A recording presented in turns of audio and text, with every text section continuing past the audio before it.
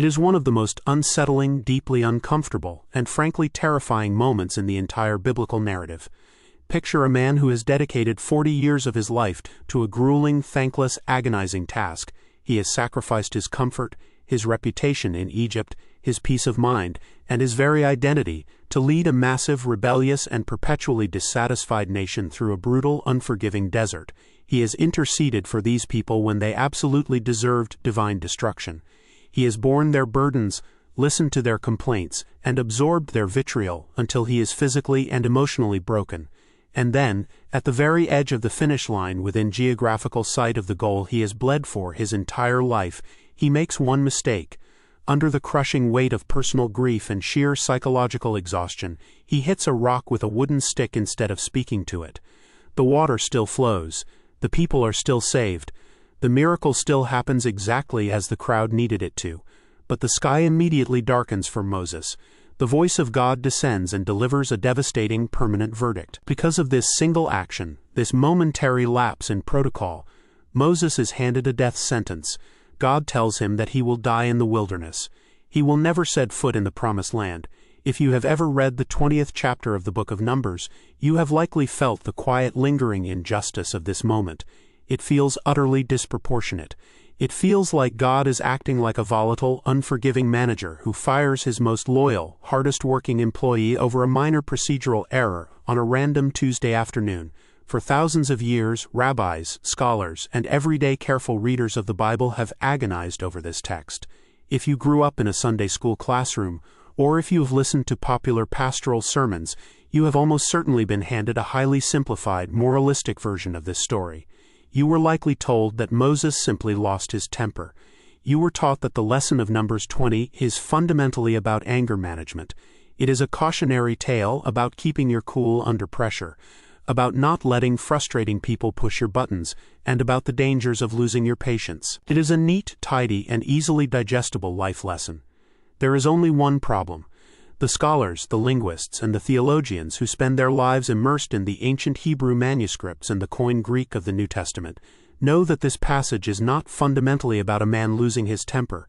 To reduce this devastating, earth-shattering moment to a self-help lesson in anger management is to completely miss one of the most profound, staggering theological architectures ever constructed in ancient literature. When you strip away the modern moralizing and look at the specific Hebrew verbs God deliberately chose to use, and when you look at how the Apostle Paul shockingly interprets this exact moment centuries later in the New Testament, this story stops being a terrifying warning about God's strictness. It transforms into a breathtaking, fiercely protective defense of the single most important truth in the Christian faith.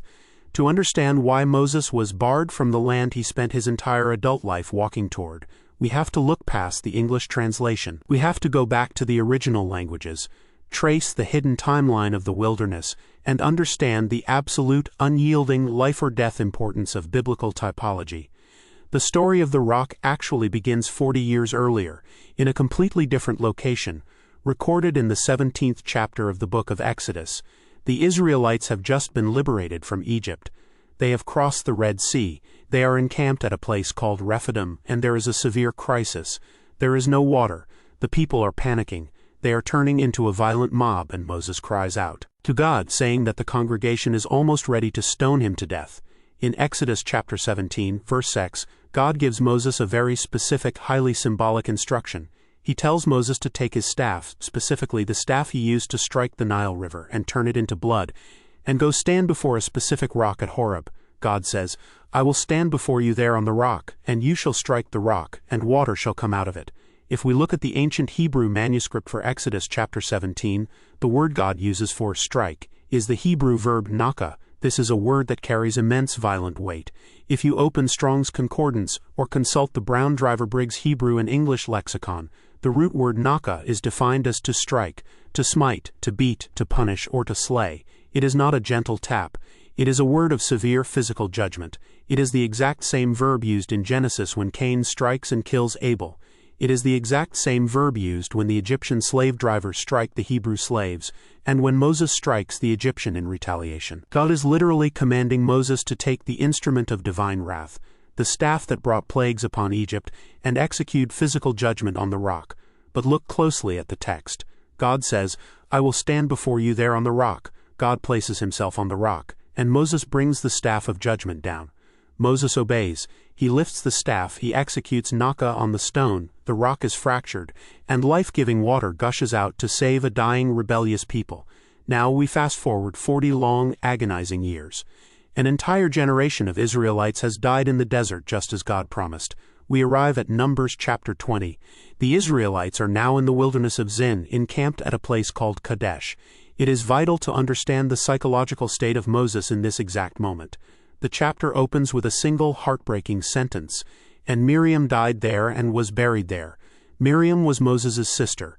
She was the one who watched over him in the basket on the Nile when he was a baby. She was his lifelong companion in leadership. Moses is in the immediate raw aftermath of profound personal grief. And in the very next verse, before Moses even has time to mourn his sister, the congregation turns on him again. They are thirsty, and just like their parents 40 years earlier, they form a mob. They gather against Moses and Aaron. They wish they had died in the plagues. They accuse Moses of bringing them out of Egypt only to murder them and their livestock in an evil place with no grain, no figs, no vines, and no water. Moses and Aaron do the only thing they know how to do. They turn away from the mob and fall on their faces before the entrance of the tent of meeting. The glory of the Lord appears to them, and God gives Moses a brand new set of instructions. In Numbers 20 verse 8, God tells Moses to take the staff, gather the assembly together, and tell the rock before their eyes to yield its water. Our English Bibles usually translate that phrase simply as, "speak to the rock." But the Hebrew word sitting on the ancient scroll is debar. According to the standard theological lexicons, debar means to speak, to declare, to converse, or to command. It is entirely different from Nakah. It is a word of communication. It is a word of relational interaction, not violence. It is the same root word used for the spoken word of God that brings order to chaos. God is telling Moses that the era of striking is over. He is saying, "Take the staff so they recognize my authority but do not use it. Stand before the rock and simply use your voice. Speak to it." But Moses is completely broken. He is exhausted, he is grieving, and he is absolutely furious at the relentless, unyielding rebellion of the people standing in front of him. He gathers the massive crowd before the cliff face, but he does not debar, he does not speak to the rock. Instead, he turns his burning anger toward the crowd and he yells at them. He says, "Hear now, you rebels, must we bring water for you out of this rock?" And then Moses makes the physical decision that will cost him everything. He grips the staff, he raises his hand, and he strikes the rock. He reverts to the word Nakah, and he doesn't just strike it once. The text tells us he strikes it twice. To the casual, uneducated observer standing in the crowd that day, the result looks like a massive success. The water pours out abundantly. The livestock drink. The people are saved. The problem seems solved, but the voice of the Lord immediately falls upon Moses and Aaron with a terrifying finality. God says, "Because you did not believe in me, to uphold me as holy in the eyes of the people of Israel, therefore you shall not bring this assembly into the land that I have given them." Why is the punishment so severe? Why does God equate hitting a rock with a stick to a failure to uphold His holiness? To unlock this ancient mystery, we cannot stay in the Old Testament. We have to look at how this story was understood by the earliest Christian theologians. We have to open the New Testament and look at a stunning paradigm-shifting revelation written by a man who was trained as a master Pharisee. In the 10th chapter of 1 Corinthians, the Apostle Paul is writing to a Greek-speaking audience about the history of the Israelites wandering in the wilderness. And in verse 4, Paul writes a sentence that should cause every careful reader of the Bible to stop completely in their tracks. Paul is recounting how God provided for the Israelites. He says that they all ate the same spiritual food, and they all drank the same spiritual drink. And then Paul writes, "For they drank from the spiritual rock that followed them, and the rock was Christ." Paul uses the Koine Greek word Petra, which denotes a massive foundational bedrock. He is not using a loose poetic metaphor. He is identifying a concrete theological reality.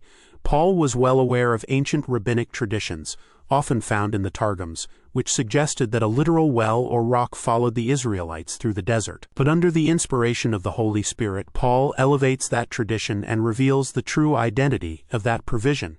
He declares that the rock in the desert was not just a geological anomaly. It was a Christophany. It was a physical, tangible, historical foreshadowing of the incarnate Son of God, This revelation changes absolutely everything about what happened in the dust of Numbers 20. Many theologians and biblical scholars suggest that God was using the 40-year journey through the wilderness to paint a massive, unbreakable portrait of redemption. The entire physical history of Israel was being carefully, deliberately orchestrated by God as a living, breathing typology of the Christian gospel. Let us look at the portrait God was painting. In Exodus chapter 17, at the beginning of the journey, the rock is struck, Nakah. It is violently smitten with the staff of divine judgment, while God himself stands upon it. And from that violent striking, life-giving water flows out to save a dying, guilty people. This is the exact perfect picture of the crucifixion. The true rock, Jesus Christ, takes the violent strike of divine judgment. As the prophet Isaiah would later write, he is bruised, pierced, and smitten by God for our iniquities. The judgment of sin falls entirely upon him, and from his broken, struck body flows the living water of salvation that keeps humanity from perishing. But a central, vital, unshakable piece of Christian theology is that the cross is a singular, unrepeatable event. The writer of Hebrews makes this painstakingly clear in Hebrews chapter 9 verse 28, declaring that Christ was offered once to bear the sins of many. When Jesus hung on the cross, his final words were tetelestai, a Greek accounting term meaning it is finished or paid in full. The debt is cancelled. The judgment is completely exhausted. The wrath of God against sin has been entirely poured out. Therefore, the rock never ever needs to be struck again. Because the rock has already been struck once, how do we access the living water today?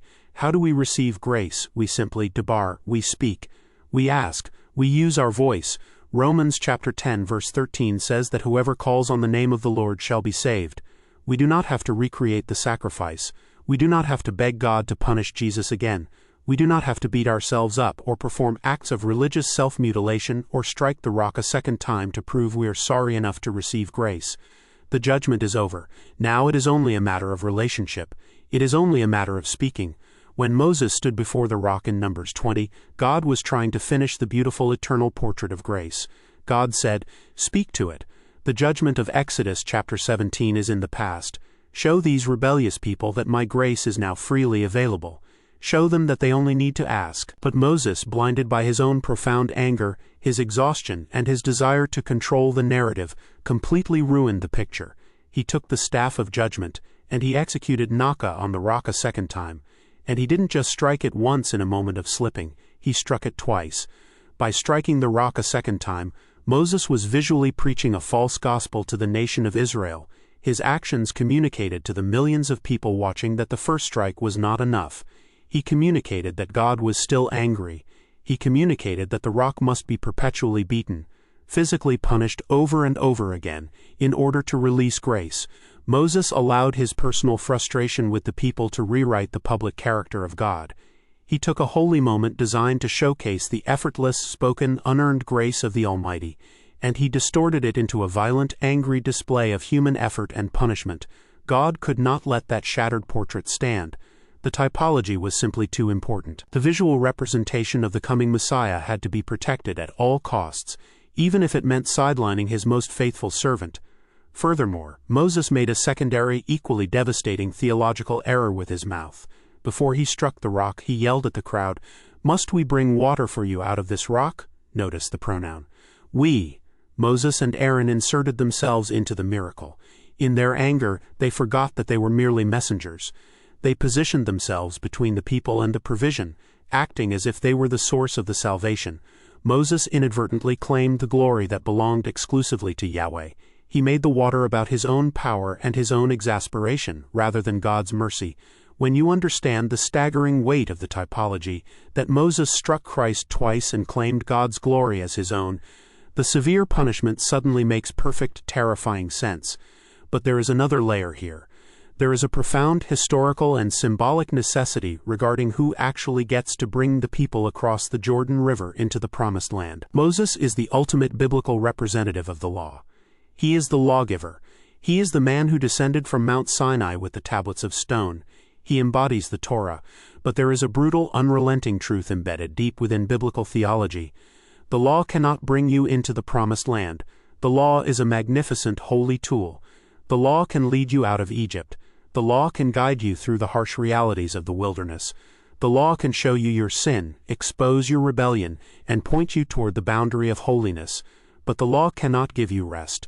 The law cannot save you. To have Moses, the very embodiment of human effort and the law, lead the people across the Jordan River into the ultimate rest would completely shatter the theological truth of salvation.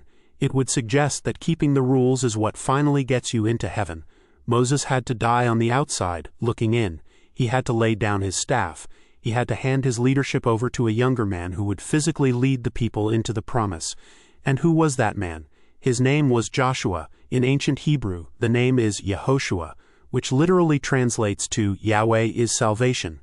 And if you translate the Hebrew name Yehoshua into the Koine Greek of the New Testament, and then translate that into English, you get the name Jesus. The typology is breathtakingly perfect. The law, represented by Moses, brings you all the way to the edge of the river. It shows you the standard of God. But the law must step aside. Only Joshua, only Jesus, only grace can actually bring you across the waters of death and into the land of promise. The biblical story ended in the final chapter of the book of Deuteronomy, with Moses dying alone on Mount Nebo, looking across the Jordan Valley at a beautiful land he could never enter because of one angry mistake. It would be a story of tragic, heartbreaking, unredeemed failure. But the God of the Bible is a God of staggering, unpredictable, overwhelming mercy. If we fast forward over 1400 years, we arrive at the Gospel of Matthew chapter 17. Jesus Christ, the true, living rock, takes Peter, James, and John up onto a high mountain. Jesus is transfigured before them. The text says his face shone like the sun, and his clothes became white as light. And suddenly, two men appear out of eternity talking with Jesus in glory. One is Elijah, representing the prophets, and the other is Moses. Look at where Moses is standing. He is not on Mount Nebo anymore. He is not on the outside looking in. He is standing physically inside the promised land. He is standing on the mountain of God. He is looking face to face, not at a piece of stone, but at the very rock he once struck in the desert. Moses did not get into the promised land through his own leadership. He did not get there by his own perfection, or his anger management, or his ability to follow the rules. He got there by grace. He got there because the rock he struck out of anger took the judgment for him. The story of Moses striking the rock in Numbers 20 is not a terrifying warning about a hyper-strict God who is waiting for you to make one mistake so he can permanently ruin your life. It is a story about how fiercely, how violently God protects the message of grace. It is a reminder to every reader that the work of the cross is finished. You do not need to keep punishing yourself. You do not need to let your guilt tell you that you must strike the rock again or suffer more to earn his love. All you have to do is speak, and perhaps most beautifully, it is a story of profound comfort for anyone who feels like they have permanently ruined their own narrative. If you are standing in a season right now where your anger, your pride, or your failures under pressure have cost you the very thing you spent your entire life working toward, you need to look at Mount Nebo, and then you need to look at the Mount of Transfiguration. You may have to face earthly consequences in this life. You may lose an opportunity. You may not cross the river the way you originally planned. But your failure does not have the final word over your destiny. Grace has the final word. Where are you standing today? Are you still exhausted, still trying to strike the rock, trying to violently beat a miracle out of your circumstances through your own anger and your own human effort? Or are you finally ready to drop the staff of judgment, look at the finished work of Christ, and simply speak,